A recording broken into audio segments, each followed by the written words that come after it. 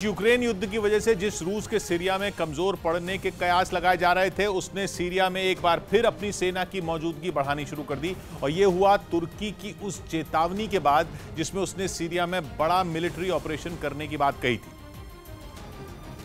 मतलब यह कि पुतिन ने तुर्की को सीधा संदेश दे दिया कि यूक्रेन युद्ध में फंसे होने के बावजूद वो सीरिया की बशर अल असद सरकार पर आंच नहीं आने देंगे। इसीलिए सीरिया में रूस की कमजोर होती पकड़ की अटकलों पर विराम लगाने के लिए पुतिन एक्शन में आ गए और रूस ने सीरिया की वायुसेना के साथ बड़ी एयर ड्रिल कर दुश्मनों को चेतावनी देने की कोशिश की, जिसमें रूस के घातक सुखोई 35 लड़ाकू विमानों ने सीरिया के मिग-23 और मिग-29 फाइटर जेट के साथ उड़ान भरी। पश्चिमी मीडिया ने दावा किया कि पिछले दिनों रूस ने सीरिया में अपने सबसे खतरनाक 6 का-52 अटैक हेलीकॉप्टर और 2 सुखोई 34 लड़ाकू विमानों की भी तैनाती कर दी है, जो यूक्रेन की जंग में अपना लोहा मनवा चुके हैं। और दावा तो यह भी है कि सीरिया के अलग अलग शहरों में रूस की दर्जनों बख्तरबंद गाड़ियों के काफिले भी पहुंच चुके हैं।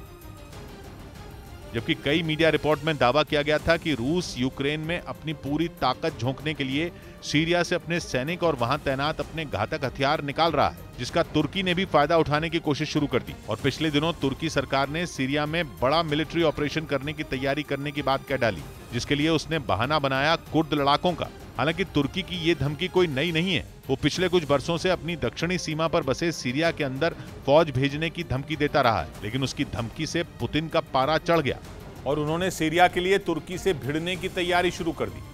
असल में सीरिया में छिड़े गृह युद्ध में रूस ने पहली बार 2015 में दखल दिया था और वो वहां की बशर अल असद सरकार के साथ खड़ा है। साथ ही रूस ने तुर्की से 2019 में यह वादा किया था कि वो सीरिया के उत्तरी इलाके में 30 किलोमीटर लंबा सुरक्षित क्षेत्र बनाने में उसकी मदद करेगा। लेकिन तुर्की का आरोप है कि रूस कुर्द लड़ाकों को उसकी सीमा से 30 किलोमीटर पीछे धकेलने में नाकाम रहा। इसीलिए तुर्की ने अब इस संगठन का खुद खात्मा करने का ऐलान कर दिया और दावा किया कि वो अपनी सीमा के आसपास घूम रहे कुर्द लड़ाकों को मार गिराएगा और फिर सीरिया की सीमा में घुसकर वहां के अलग अलग हिस्सों में भी उनका खात्मा करेगा।